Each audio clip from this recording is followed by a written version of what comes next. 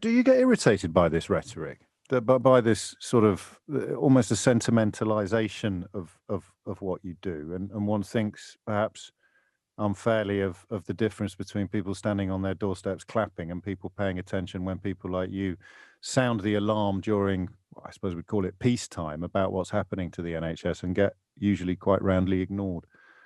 Yeah, completely. I think that once language is used, particularly by politicians, in a way that's slightly unnatural and slightly stylized and exaggerated, that's usually a clue that they're using it with a particular effect in mind.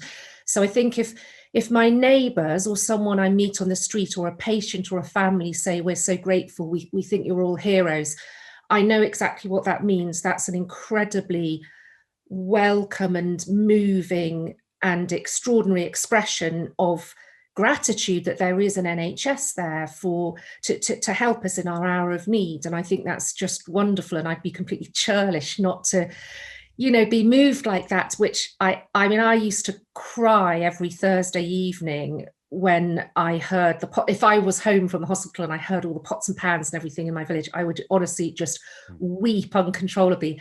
That's completely different to Boris Johnson, Rishi Sunak, whoever it might be, standing in Downing Street and clapping Britain's heroes, when every single member of the cabinet voted against a pay rise for nurses and other key NHS staff 2 years ago, and clearly were quite happy for nurses to be using food banks before the pandemic began, and indeed were quite happy for us to go into the pandemic without proper PPE, with PPE that didn't meet WHO standards, all of those things.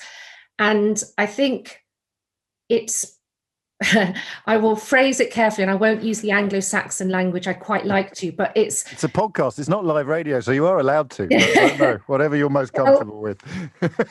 I just thought that rhetoric coming from a government with a track record of strategically and deliberately underfunding the health service for 10 years, which of course meant we were in the worst possible situation to go into the pandemic in the first place. We were short of 100,000 staff and still are in the NHS.